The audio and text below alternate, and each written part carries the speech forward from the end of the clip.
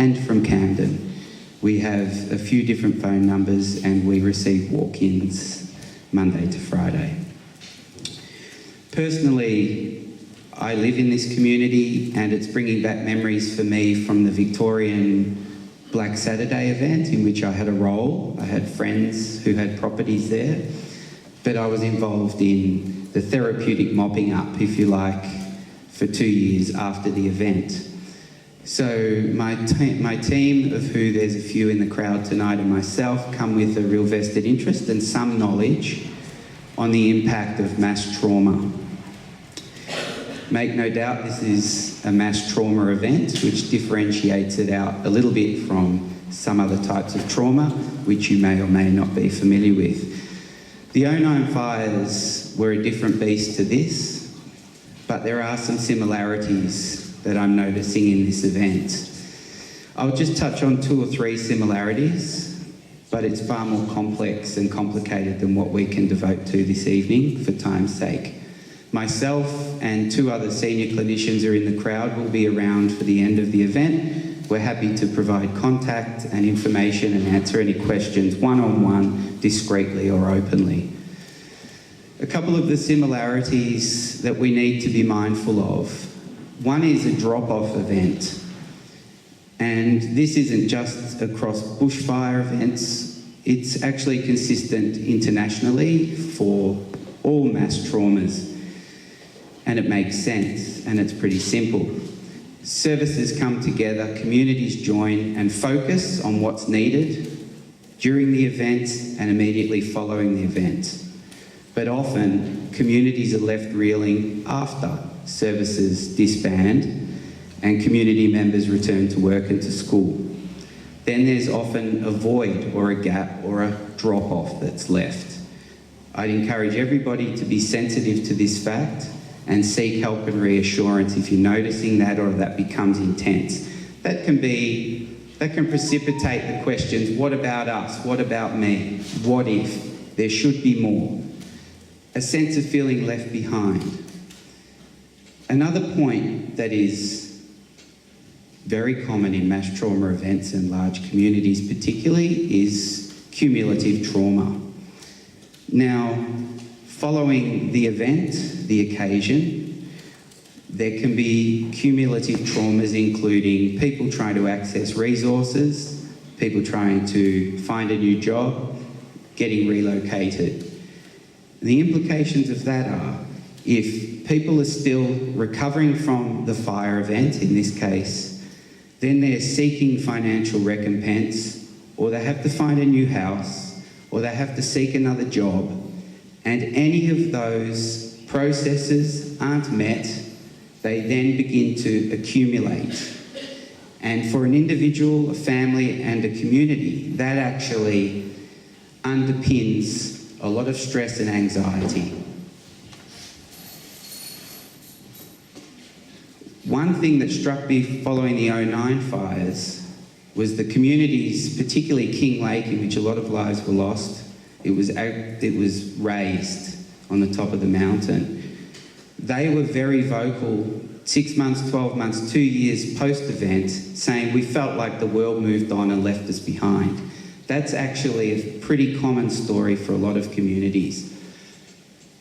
When a community affected by a mass trauma sees the outside world or the broader society celebrate the event or establish some types of annual anniversary events, the communities experiencing the mass trauma can feel left behind.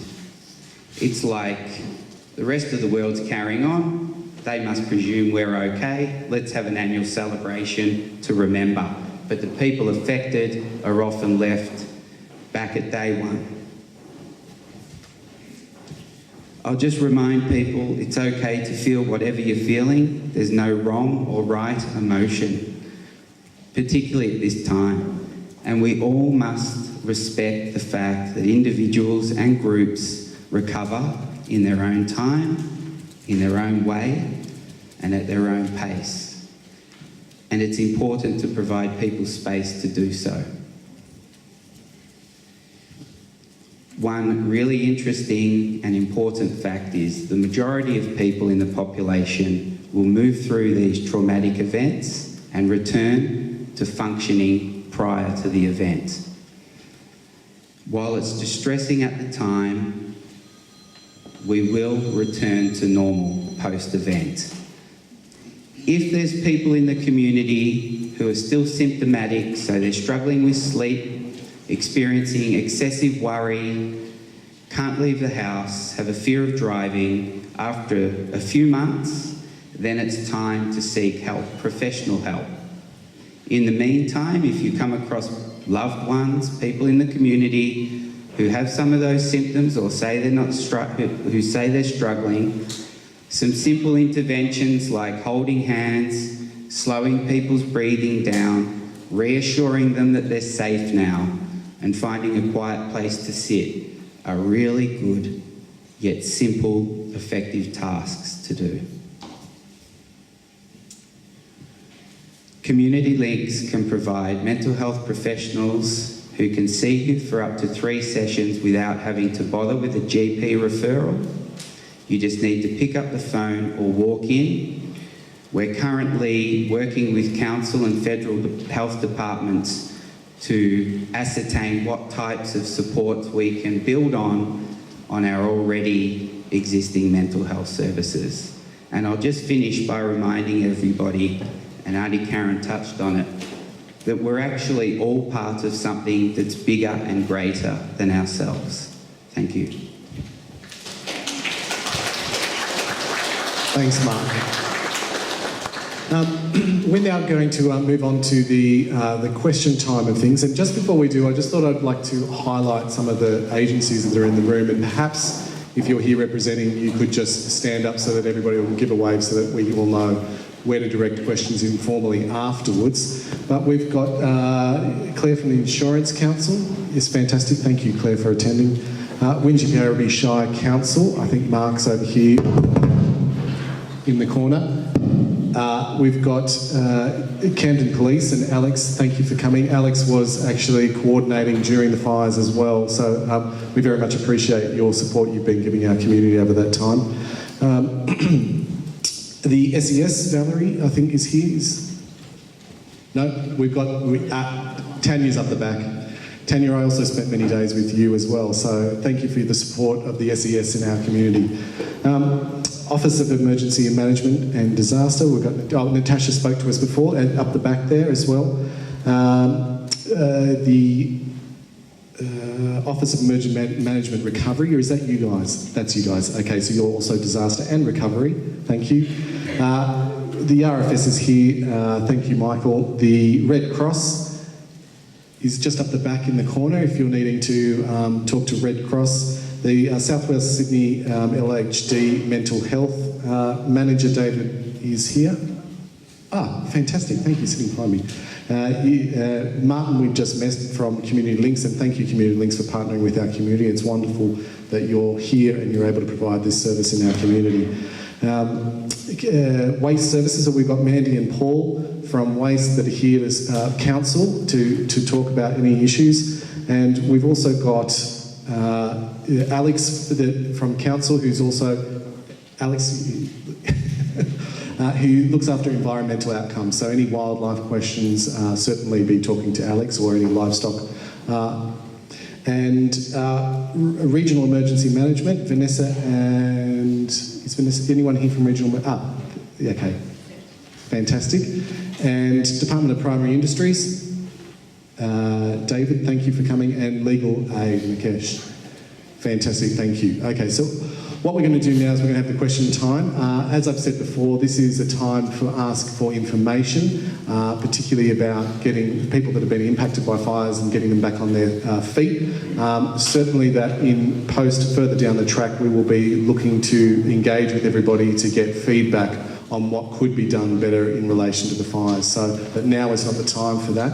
What we're going to do is we're going to take the questions from the floor, and as the questions are asked, if I could just get a hand from the agencies that if that's relevant or pertinent question to yourself that you can answer, just put your hand up so that I can bring the mic over to you. So let's start off and just see if there's any questions from anybody at this stage.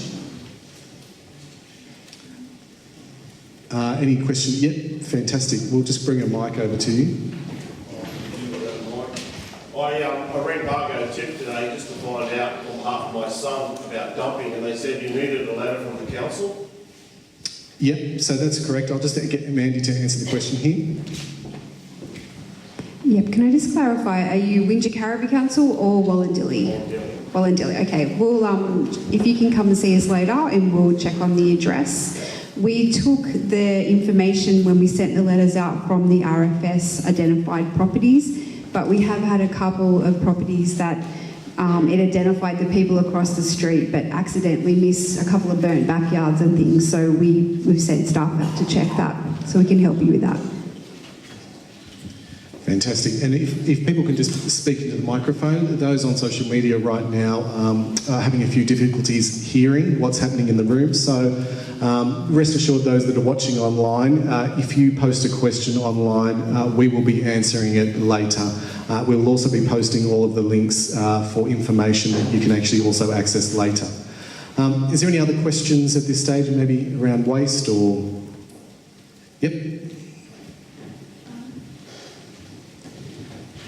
I have the letter, but it says you have to go to the tip by the 31st. I have no assistance. I can't load the stuff. I have to wait till people come to me, and I can't. And some of it I have to wait till trees are cleared, and that can't be done till the middle of February. So can it be extended for some of us that we can bring it till the end of February, like Wingecarribee? Yeah, so what's actually happened for Wallandilly residents is it actually has been extended for all Wallandilly residents that received the letter till the 28th of February. When we sent the letters out on the 20th of December and then the second lot on the 23rd, we picked a period of time, but it was always going to be looked at whether we needed to adjust it or not.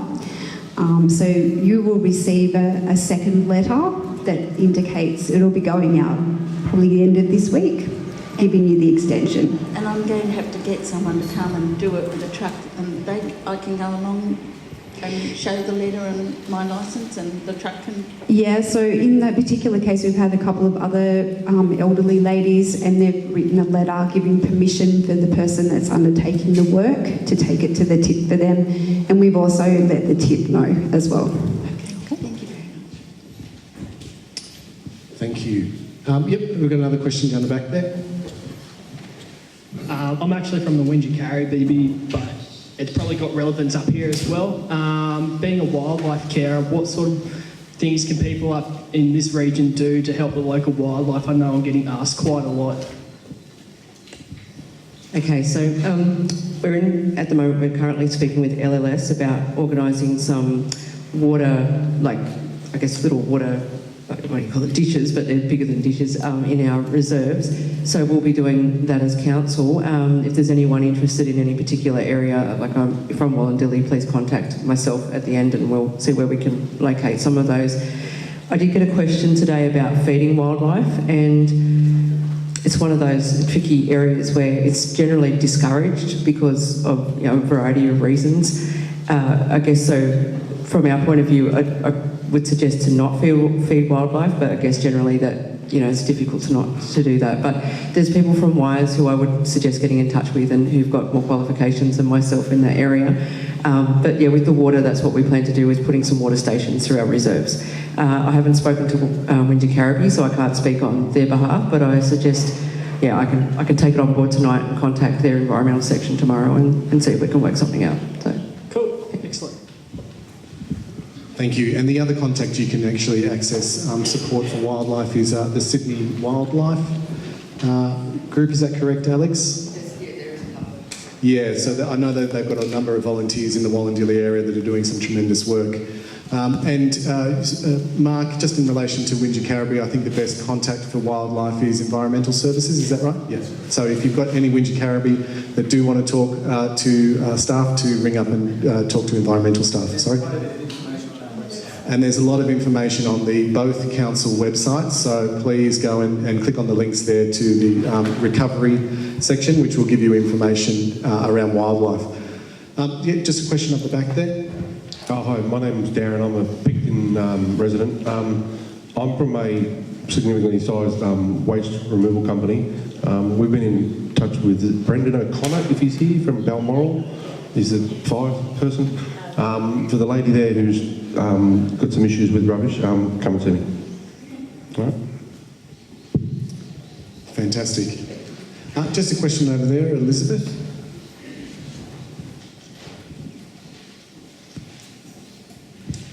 With regard to removal of trees, I have 6 whole acres of totally smashed trees and bushes, and the amount of, I guess, blackened vegetation that needs to be removed. How best do I go about that? Yeah, that's a really good question, and I'm going to go to Alex. Are you in Wingecarribee or Wallandilly? Yeah, okay, I think that'll be something for Wingecarribee to answer, because you may have different zonings to us and different exemptions and things like that. So Mark, I'll just see if you want to answer that question.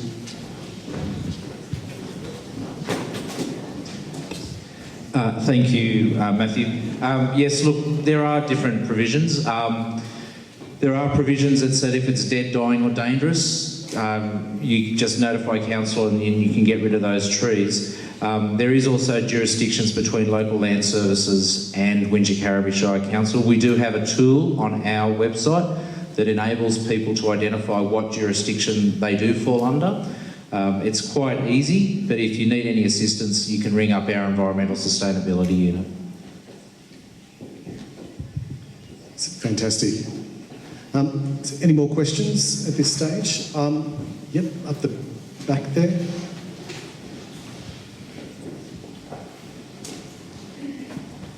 I'd like to know why the fire trails are blocked, why there is no hazard reduction done in Wallandilly. I was on the brigade back in the 80s. We were out every Saturday, and I had good captains, deputy captains, but I haven't seen a fire reduction in Wallandilly for years. Yep. Where I live, I live on a main road, and that main road, we burnt that off back early 80s. Hasn't been touched since then, and that's nearly over 30 years ago. And why are the fire trails blocked? Yep. So right now, why did the fire brigade? 901. I've heard of one. Yep. So we've heard the question, which is around fire trails and the preventative measures. Yes. That will be part of the discussion that's going to be happening further down the track that we will be asking the community to have input into. But right now, our main priority and focus is on those that have lost homes and those that have been impacted by these fires. So if we can take that on notice, we'll take that question down and that comment down, and we will certainly be looking at getting more feedback in the future. So thank you. Thank you. Yep. So we've got a question just over here. Just general information. I've been in the community for 60-odd years, so I've been through 5 or 6... Just to get you to use the mic so that people can hear. I've been through 5 or 6 of these, so everybody should be able to hear me. But anyway, be very aware that we had a fire, and we all like to go and have a look to see what it's been, but the bush at the moment is very dangerous. There's a lot of trees out there, widowmakers they call them, where they're still hanging up there. If you're going through there, very easy to fall on your head. Also, and I know for a fact, that 3 weeks after a fire went through at Buxton, some kids were walking through the bush and the ground gave way underneath them because the fire was still burning on the roots underneath. They end up with burnt feet. So anybody with children out there, be aware. So that's very good advice in terms of fire impacted areas, to make sure that you are staying away from them while it's all being assessed, because it is still a dangerous zone. So absolutely. Are there any more questions from the floor? I think one question that hasn't come up, which I might just quickly touch on, which is some people have asked questions about rate relief for people that have lost homes. Yes, that is something that council is looking into, and we will certainly be able to answer that question hopefully in the near future. So it is something that we're very mindful of with people that have actually lost their homes. Sorry, yeah, Duncan, you want to say something on that? Thank you. And in relation to Wingecarribee, there is rate relief, but you do have to apply. It does not mean long term you do not have to pay your rates. It means that you can, if you're suffering hardship, you can make arrangements with council, and there will not be any pressure on any ratepayer who's in arrears that will be chasing you for money. So just to clarify that. But before I hand back, I haven't acknowledged, a bit like Angus and Nathaniel, the contribution that the community has made has been absolutely outstanding. And it was a bit remiss of me not to say so. And our staff, and I know Mark Pepping, he gave up Christmas Eve and day after Boxing Day to come back down to Balmoral. So I'd just like to acknowledge you, the Rural Fire Service and the police under Chief Inspector John Klipsarek, who's been doing a tremendous job. And you find out who you can work with and who you can't, and these agencies have been very good, so thank you. Thank you, Duncan. Yes, Tony has also just reminded me that council does have a hardship policy in this period as well, so please contact council and we'll help you out as well. Are there any more questions from the floor? Any other concerns? I think there's one question online. Matt? Yeah, the one question online is just asking if there is an ETA on when the Colong stock route will reopen. Yep, I'll ask Kerry to answer that question.